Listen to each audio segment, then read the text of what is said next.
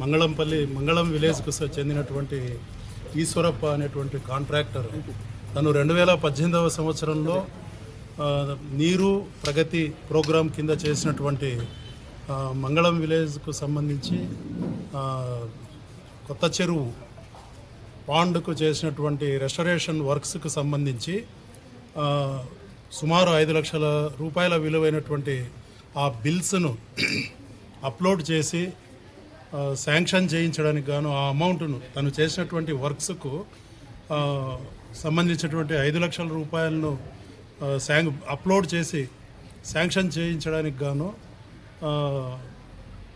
EE irrigation ఆఫీస్కు చెందినటువంటి Sheikh Abdul Razak senior assistant గారు ఆయనను సుమారు 6 నెలల పాటుగా 15,000 రూపాయలు లంచం అడిగి ఆయన ఇచ్చుకోలేనని చెప్పి ప్రాధేయపడితే 13,000కు తగ్గించి సుమారు 6 నెలల పాటుగా అతన్ని వేధింపులకు గురి చేస్తూ ఉన్నందువల్ల ఆ లంచం ఇచ్చుకోలేనటువంటి నిస్సహాయ స్థితిలో ఈశ్వరప్ప తిరుపతి ఏసీబీ డిఎస్పీ అయినటువంటి నన్ను మా సిబ్బందిని మా ఇతర అధికారులను ఆశ్రయించి ఆయన మీద నిన్న కంప్లైంట్ ఇవ్వడం జరిగింది.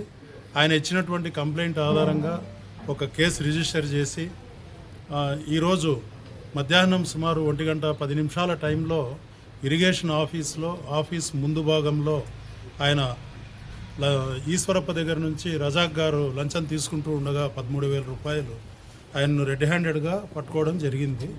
విచారణ పూర్తయినంత నిమిత్తము ఆయనను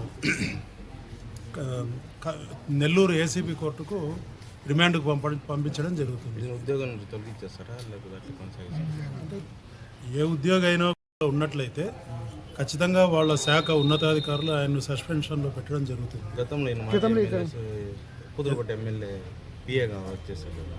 నాకు తెలియదు సార్. ఇతనిపైన ఇంతకుముందు ఇలాంటి ఆరోపణ ఏమైనా వచ్చాయా సార్? నాకు ఐడియా లేదు సార్. ఓన్లీ సీనియర్ అసిస్టెంట్ మాత్రమే, ఇంకా ఎవరైనా అన్నారా? లేదండి, వాళ్ళంతా సంతకాలు చేసేసారు. ఆ ఫైల్లో ఎవరు సంతకాలు పెండింగ్ లేవు. ఈఈ గారు, డిఈ గారు, ఏఈ గారు. కంప్లైంట్ కూడా మాకు వాళ్ళ మీద ఎటువంటి ఫిర్యాదు చేయలేదు. డబ్బు అడిగింది ఈయనే, ఫైల్ పెండింగ్ ఉన్నది ఈయన దగ్గరే, పని చేయాల్సింది ఈయనే. కాబట్టి ఆయన మీద ఒకటే కేసు పెట్టడం జరిగింది.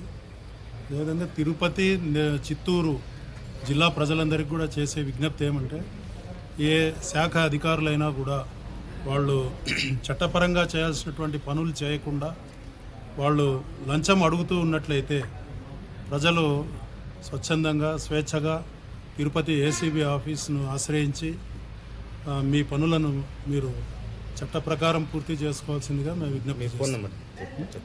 9440446190